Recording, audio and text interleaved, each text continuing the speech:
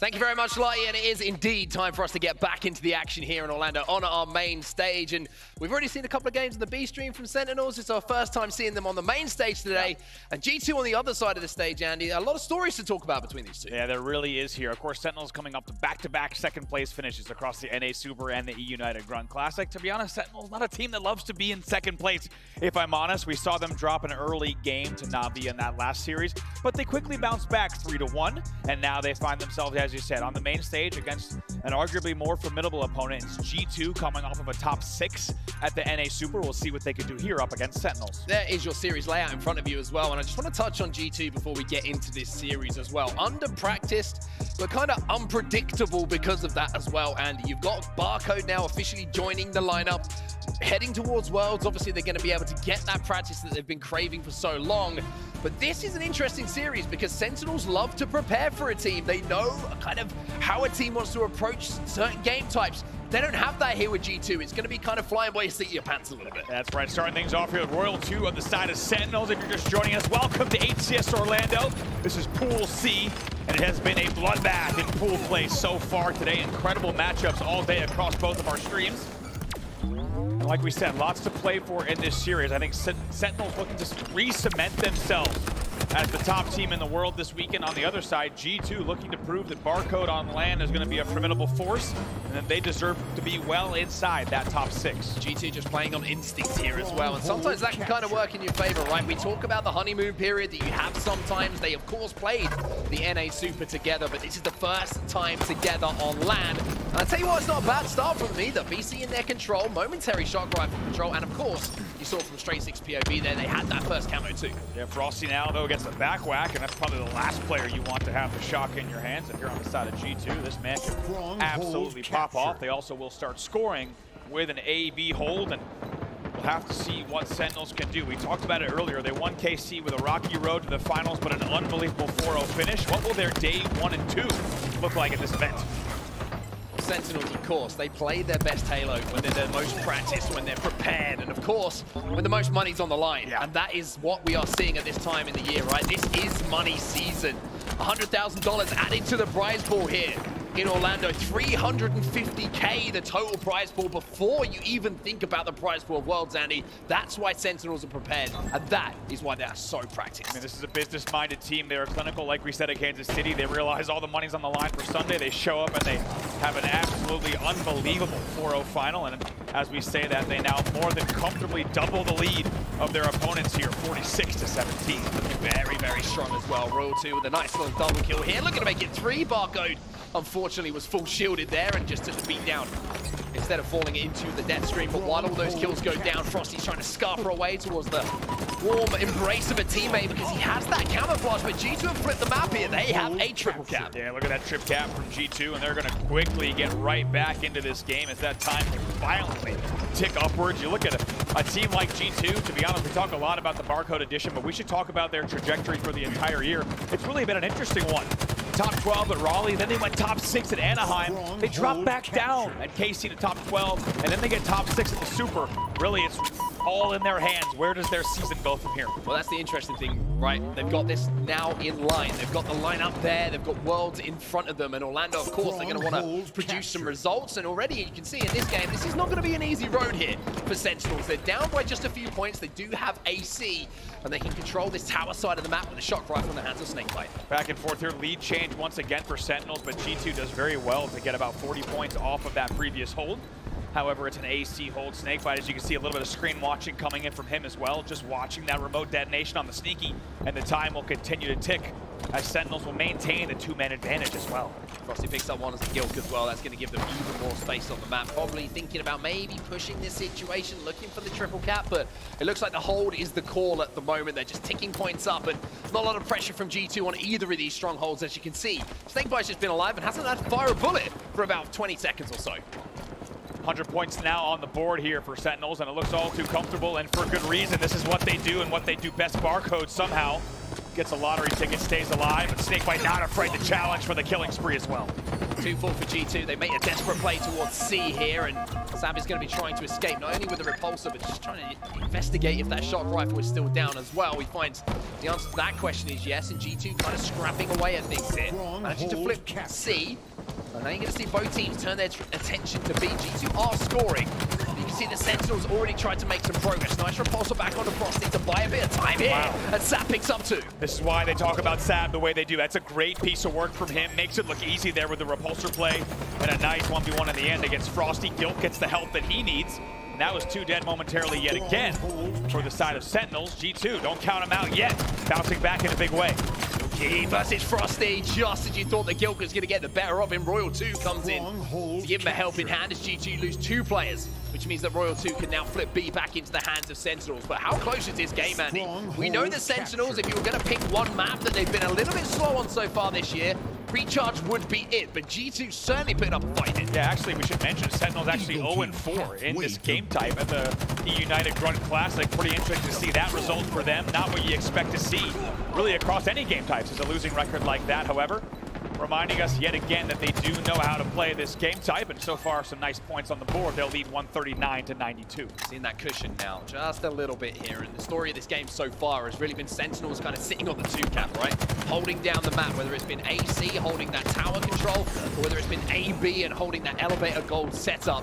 That's where the majority of their points have come. G2 have had a couple of triple caps, which has kind of sped up the process of getting those those scores, just a little bit closer, but control for the majority of the game, you have to say Sentinels have had their handle on it. Pretty fantastic numbers as well from SnakeBite and Royal2. Look at these guys, both 11 and 6, and SnakeBite on top of that with 7 assists as well, leading the game in that category. Trip cap here for Sentinels. First time we've seen Sentinels with a trip cap and numbers on their side too. G2 going to jump inside of B, doubling up on it as well, so they're trying desperately to throw a couple of lives at this to get B back in and slow down that scoring. That's a great play from G2. Yeah, great stuff there. Still 4 alive on both sides. Really, the next damage will create any opening, but look how this game has completely run away. Oh boy, Frosty with the peek back. He'll pick up that one, might even get a second here. Nice work, it's a double kill. Might be a triple if he didn't have to reload. But in the end, he's going to be instrumental in every single one of these 4 kills. The only thing that let Frosty down there was the size of the clip. If he had a couple more bullets, like you say, that would have been a potential triple kill, maybe even an overkill for him. But now you see the score starting to get a little bit out of hand. Sentinels are turning things up here as Frosty is hitting everything that moves. As we said, this was disastrous for the side of G2. A player like Frosty with a weapon like the Shock in his hands, only 20 points to go before they close out game number 1.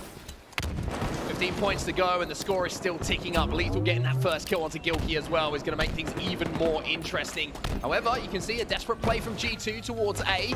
Means they'll be able to flip it. 2 players are here from G2 as well, so Frosty's got work to do. Can't quite finish off Straighty, can't quite finish off Sab as well, but does manage to convince himself that a killing spree and a conversion of A will be good enough for him. I mean, look at these rotations, look at the damage he's done. He's gone all the way from pipes to top gold, across batteries, into Whirlpool, doing damage on multiple players while getting the kill on one, gets the A reset. This is a beautiful piece of work from Frosty. 5 points to go for Sentinels. Barcode's going to peek. Frosty's going to hold the angle. Doesn't even need to fire the bullets because SnakeBite and LethuL have got that cross. That will be game number 1 going into the hands of Sentinels as they cross that 250 mark. 250 to 102, your final score.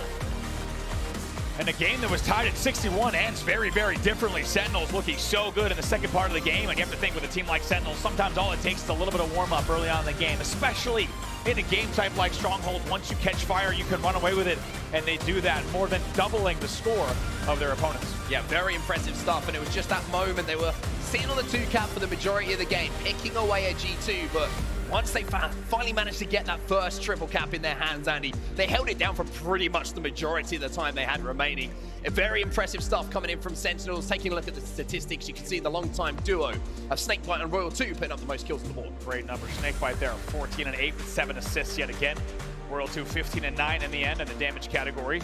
Nobody even tapping 4,000. That's how fast this game was. However, SnakeBite and Royal2 leading in the damage as well, unsurprisingly. Yeah, looking very, very strong at the moment, Sentinels. And we were talking a lot before this tournament got started, I should say. Before it was over? Hasn't even started yet. I know it was day 2. And we were saying, this is the most competitive tournament we've had all year. Yeah. All these teams looking so, so close. And then there was kind of both of them looking in our eyes where we went, oh, this is the tournament where Sentinels all of a sudden just win everything. It's absolutely true. It feels like at a moment's notice, with the flip of a switch, Sentinels could turn it on the way that they did in the second half of this game. And like we said, if you're G2, you're thanking the lucky stars that Frosty didn't have more ammo there. Certainly could have been an overkill or worse on your screen.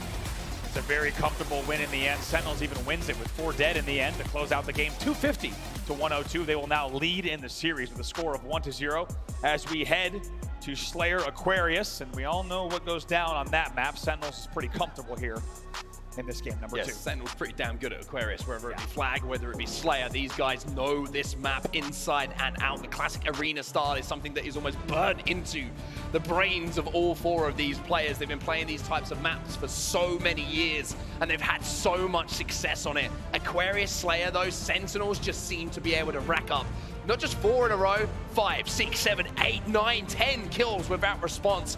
G2 have got to be so careful here with how their deaths are staggered. If they go 2 down or 3 down very quickly within 5 seconds, Sentinels can start that snowball. That's right, 12 minutes on the board, 50 kills to win here. We'll see what G2 has in store for game number 2, or if Sentinels is going to come out swinging the same way they did in that game number 1. Kills traded out early on, 1-1.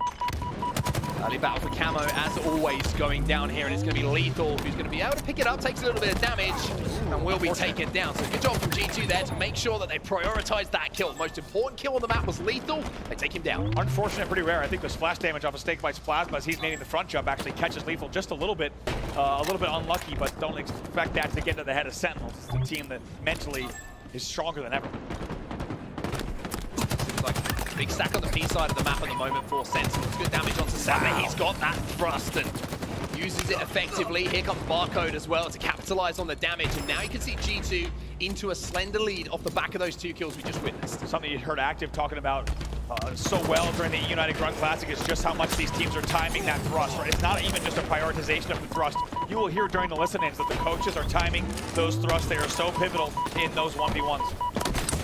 1v1, but also to escape. Perfect example of it there. Frosty, if he doesn't have the thrust, excuse me, he is going to be dead. Frost bailing him out of that situation, and now Frosty on the hunt for more. 9-8. Sentinels have turned this one around, but still, like we saw in game number 1, the early stage is extremely close. Ooh, look at that. Frosty closing the distance with the thrust. Nice little peek there from the courtyard up to the top of the base. Will also do the damage with the melee as well. That will give them a little bit of a lead here now, 12-10. LethuL just trying to scavenge for any damage that's been done by his teammates as well. Finds one onto Barcode, who was trying to be sneaky and stay alive. There's the help from Frosty. 2 teammates combining beautifully well again. But it's only a slender lead. It's only the 2 because Gilkey managed to get that trade almost immediately. Let's see what they can do here in the back of the base as they will now lead, like you said, here by 3 kills, 16-13. Let's go to a listen-in. Sentinels. Campbell's free here, I think. Nice, good job, Brad. Yeah, you guys can turn. I'm gonna go shogs. I have shogs. They're gonna be blue 2 spawn, guys. Gonna be blue spawns. Yeah, nice shot, Brad. Nice shot. I spawn blue. I spawn blue. Get damage on blue. It's fine. Yeah, blue engine, I think. Yeah, they're pushing. I'm walking. Yeah, blue engine, blue engine. Gilkey weak, blue engine. Peter nading me, Brad. And then low engine. Down. There's 2 engines. I'm gonna die from Peter. I'm gonna die from Peter. Peter would kill me. 2 closet. Last two. They're running. Run at them. Careful. They're top here, guys. Already top here. Top here. Another one just spawned closet, I think. Careful.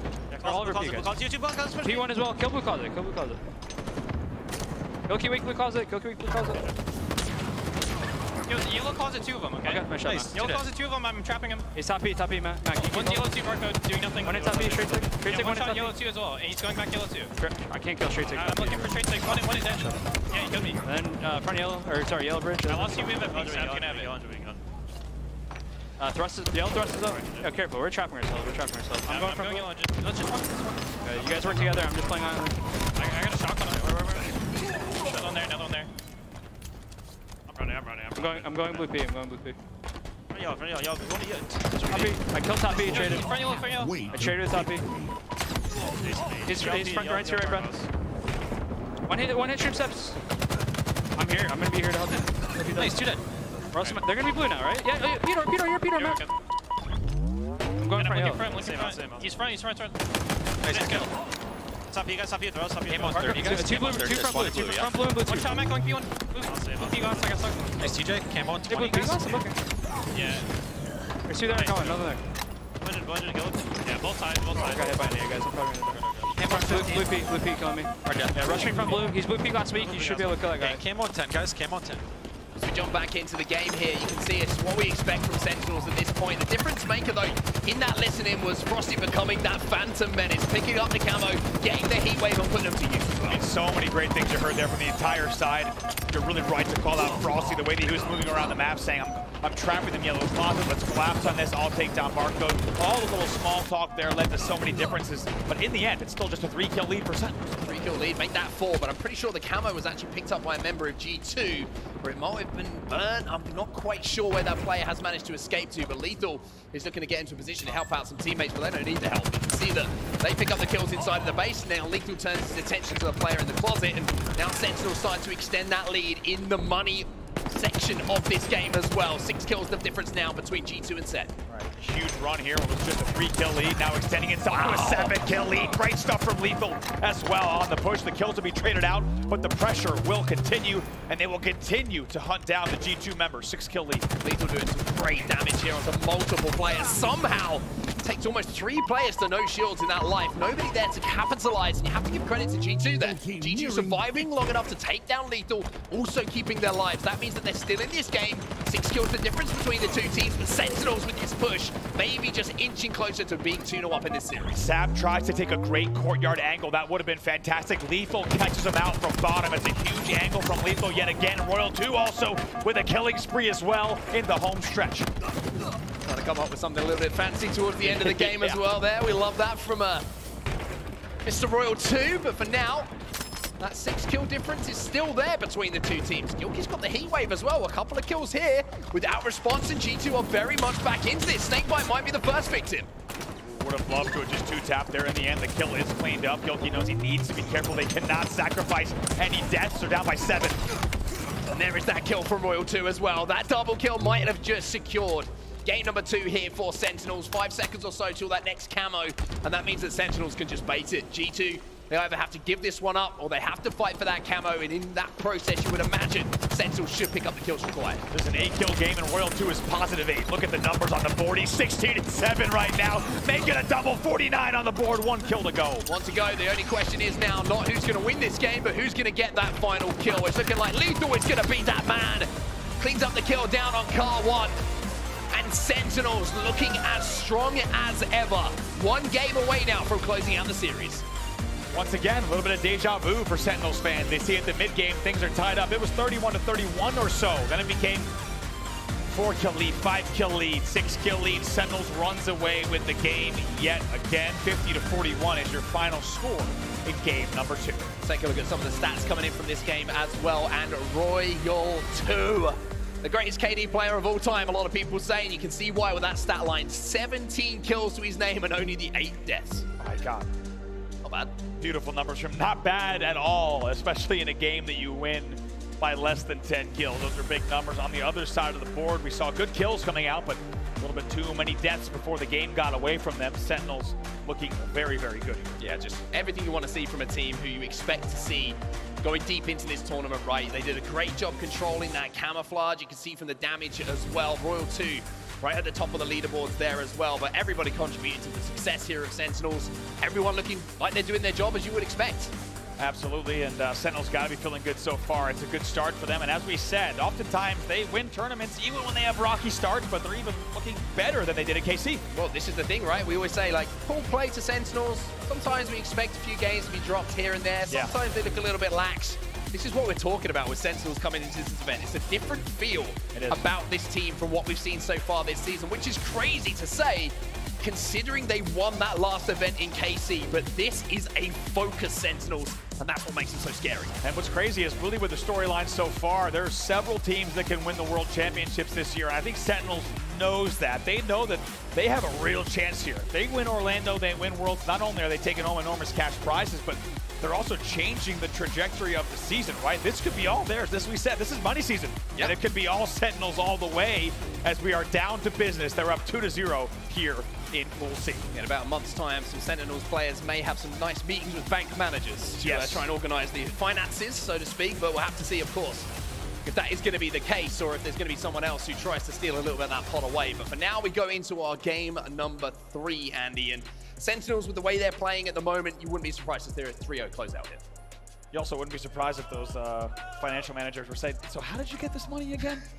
Sorry, walk me through it one more time. Who is giving you hundreds of thousands of dollars to play this game?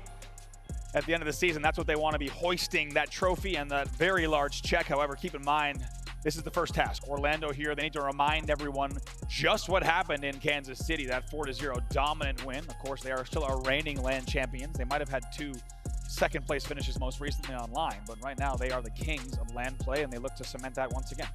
Okay, well, it looks like we're actually going to have a quick interview in the middle of the series, which is interesting for sure. And it's good to hear from the man who puts a smile on everyone's faces, especially the people down in Australia. Of course, it's their hometown hero. It's Barcode from G2. We've got a quick chat with him now.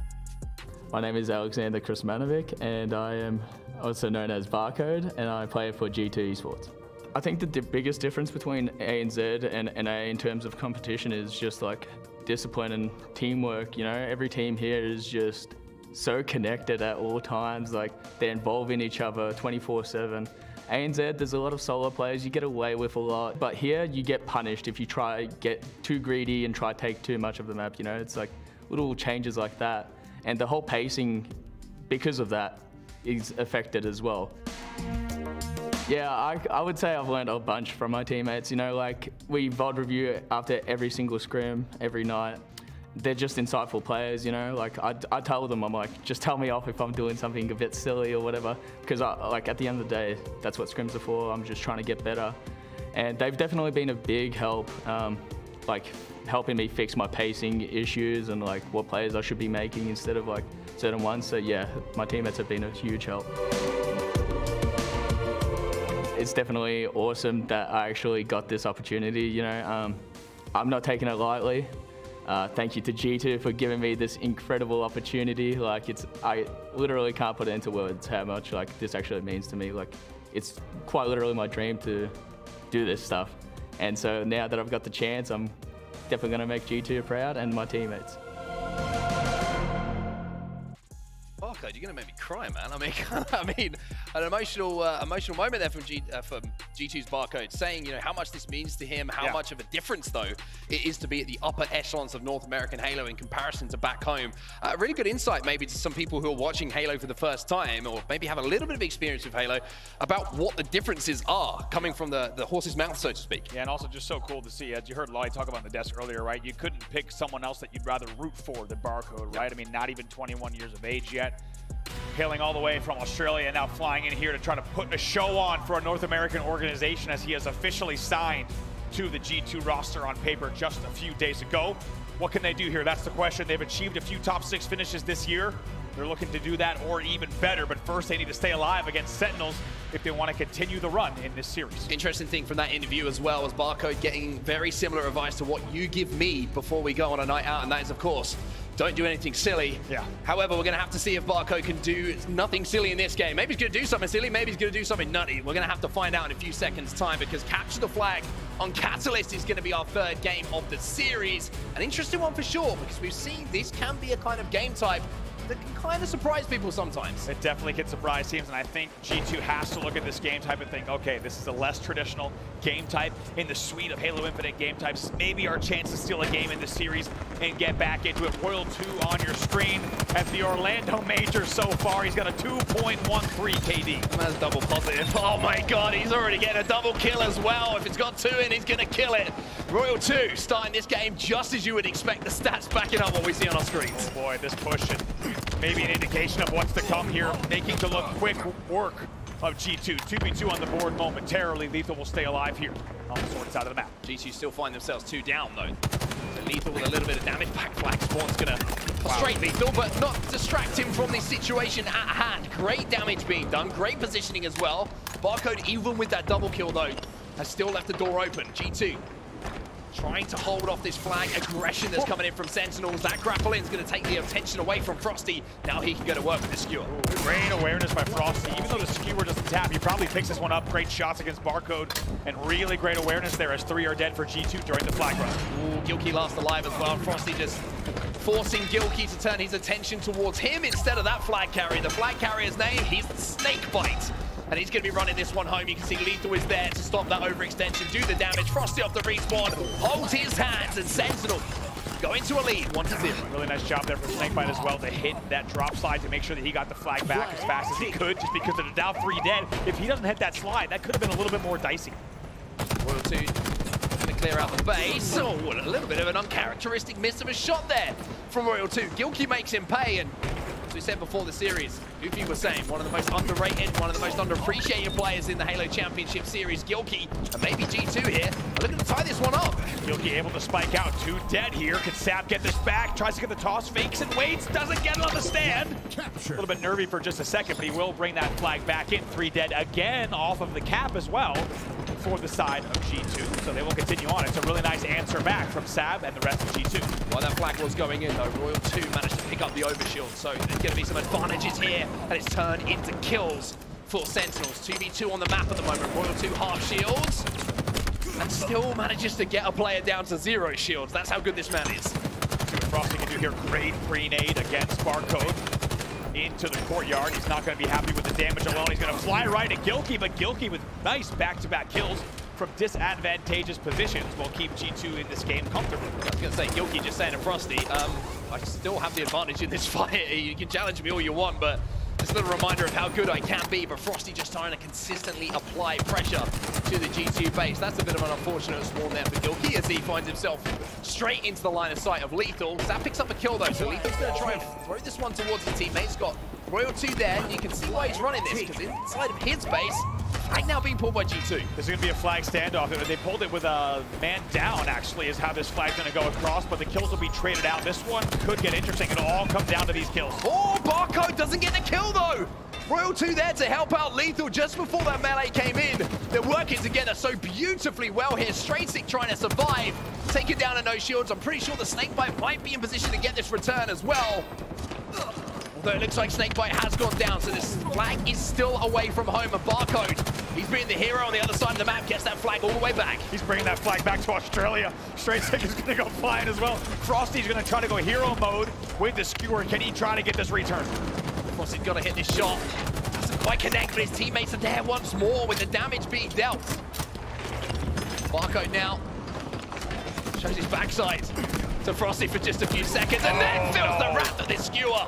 Royal2 there to clean up Sab as well as Sentinels make their approach on this return. Oh boy, Frosty picking up the kills. Flag will be returned. Immediate cap for Sentinels. Even though you've got Gilkey at 11 and 7 right now, leading the game, Sentinels is controlling the scoreboard. They go up 2-1.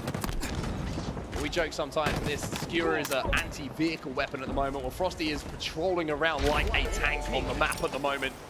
Have that skewer on his shoulders, ready to hit any kind of bodies. Overshield in the hands of Straightsick, but you can also see the flag moving in the Sentinels' hands. A couple of spikes are certainly going to help him do some damage, but he's going to work very, very hard. And look at the baiting and switching coming in here from Sentinels. They get that kill, 2 dead here for G2. Luckily, Straightsick had to help. Straightsick had great damage there, but he needed help on that. That flag should go back. It's a great effort from G2 off of the back of the overshield grab. You have to think without the OS, they're not getting that return. That's very well done by G2. G2 holds strong. They managed to get that return. Now trying to survive the onslaught on this side of the base as the players just fly out. Frosty losing a couple of players. Royal2 has gone down on his squad. Decides to just divert his attention back to the base for a few moments, picks up those spikers, and the spikers have become the meta now, and that is why. My God, I mean, you hear pro players talk about it a lot on their streams, and it's not surprising to see players just trying to grab those spikes and fly forward and spike out the base. You just saw Frosty do it. He spikes both sides of the flag and he gets both kills almost immediately. That's how devastating these weapons are, and frankly, that's why you hear a lot of pro players talking a lot about them. It's a double kill for SnakeBite in the feed as well. I mean, it's so difficult playing against Sentinels sometimes. The shots just do not ever really miss. I mean, even in that situation, SnakeBite probably thinking I'm going to do as much damage as possible. The teammate comes in to help him out, keeps him alive due to the damage output he managed to put up on his screen. But Barcode, in order this madness, while Sentinels lose a couple of players, is once again running this flag back down under. Small momentary fumble there. You got to hope it doesn't cost him in the end. He's going to be sprinting towards this cap. Should have the cover. We saw more kills in the feed. This one should go in comfortably. It does. We are tied 2-2 with less than 6 minutes left in the game. Overshield up as well, so a little bit of life being shown by G2. Game is tied up at 2-2. No! Barcode, you gotta win that one, my friend. LethuL survives. Royal 2 comes in for the help, but LethuL with the wiggles makes him pay. Wiggling is right. That was fantastic work from the side of Sentinels. That's a kill you expect Barcode to get as well. Frosty knows that somebody's hiding here. It's going to be straight sick. He makes quick work of him and still has about 25% overshield to play with as well. And look at this, SnakeBite and Frosty. They know where the spawn is. They're charging straight towards it. Barcode picks up one though. Frosty with some work to do. The commando in his hands. He's going to have a little bit of damage coming in the back, but he knows he's got the overshield. So he just decides to scarper straight forward. He gets this one back into the base. G2, in the meantime, find themselves 3 dead, and Frosty puts Sentinels back into the lead. Answers back right away. That's a great cap. Still a lot of time to play, though. That's likely not going to be the game-winning cap here with 4:50 left on the clock. Commando once again just shredding through shields. That's a killing spree fired without response from Frosty before he finally hits the death screen for the first time in quite some time. Now Royal 2 with the commando in his hands. Let me tell you, this guy makes this gun look a lot different to a lot of players, even the top level pros in North America. Look at this, just a devastating, barely ever misses a shot with this thing. Pop, pop, pop, pop, pop. Picks up another one from GilKey. And that will be 3 dead for G2. Crossbarrel line is going to be Barcode, uses the repulsor and manages to use a commando of his own to answer back to Royal 2. SnakeBite should be there for the return though, and sends that one back home. G2, the flag is away, but focus at the moment probably on the overshield for both teams. Talked about GilKey's numbers earlier. Look at Royal 2 now. He's 17-10. Slow and steady wins the race. He has been racking up those kills all game. Overshield up. 2 players have overextended from G2 into the base, but it's not enough. They're not there quick enough. Sentinels get that cap home, and they get the overshield. Everything working out for Sen. Yeah, a little bit of salt in the wound there, and of course G2 had to split their efforts based on how many players were alive across, wondering if they might be able to get across for the stop. They couldn't get the overshield either, and now things start to change a little bit. Now 3:30 or so left on the clock. It's a 2-flag game. To be honest, it's a lot of comfort here for Sentinels with a 2-flag cushion. Very similar pattern to what we've seen in the first couple of games, right? Close. Yep. For around 6 or 7 minutes, and then Sentinels start to find their groove, start to adapt to what G2 are doing on the map, and start to capitalize on the openings that they do see. LethuL and SnakeBite with 2. Sab challenging, manages to pick up one himself. As we see SnakeBite trying to finish off this kill. Lovely bit of movement from him, and there's Frosty as well, cross map to help him out and stay alive. G2 on the back foot once more. Here comes what could be the final push here from Sentinels. Yeah, Sentinels, even though there's 3 minutes left on the clock, they're not content on playing defense. They're going to try to just fly forward here and keep the pressure up. Maybe even get a 5th flag before the game's over. Really good defensive stand though, coming in from Barcode.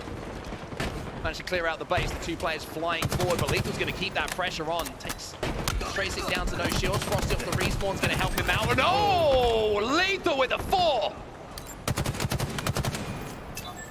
Not done yet either. He's 15-10 in this game. Look at his assists. Just blowing away anyone else in this game in the assist category, and plenty of kills on the board as well. Got those spikers as well. Anyone challenging, you're going to get shredded, my friend. GilKey going to challenge. Don't challenge LethuL at this point. This man is on a mission here in Orlando. Oh my God, GilKey gets sat down back-to-back. LethuL hasn't even died during either of those exchanges. Now he's going to also run your flag. This could be the end. 2 minutes left on the clock. LethuL doing it all here for Sentinels. Picking up kills, out-BRing people. And when LethuL starts to play like this, you've got to be very, very worried if you're one of those top North American teams. Now he just has to run this one home to finish off what has been almost the perfect life of Halo. He does that. And with that, Sentinels will win the series 3-0. And boy, do they look scary. We get a case study on that last play from LethuL, because that was absolutely perfect. We joke about perfect Halo, right? Sometimes that was actually perfect Halo. That was unbelievable. They look fantastic. It's a great start here to the day for Sentinels. Smiles on their side of the stage as they'll walk across and exchange some handshakes. 3-0 victory and a 5-2 flag to close it out. Very, very, very strong performance. Every single game type. You have to say that Sentinels at some point just took over. It was almost as if it was kind of a scouting mission in the first sort of 3-4 minutes, right? How are G2 approaching this game type? Okay, how do we adjust what we're doing to match what G2 are doing? And from there, it was just all Sentinels from those kind of, you'd say the 40% mark in the game. The last 60, you just felt like Sentinels were in complete control every single match. Yeah, absolutely. Take a look at the stats in just a second, because there were some standouts for sure, namely Frosty going 23 and 14 to close out that game. But look at LethuL, 16 and 10 with 15 assists. Monstrous, monstrous numbers coming in from LethuL. SnakeBite, not shabby either, nor was Royal too. Across the board. I mean, across the board, everyone is doing their part. And if you're looking at the play style, you're looking at the role on the map as well for each of those players, everybody's doing their job there. Yep, every single player, they've got to be really happy with that result. And almost 6K damage for Royal 2 in the end there, and only one player on the other side hitting 5,000. That tells you everything you need to know. It's really, as we said, a great all-around performance from the Sentinels roster. Yeah, amazing performance from them. For G2, a lot to learn, of course, as we say, under practice coming into the event that we have here in Orlando. But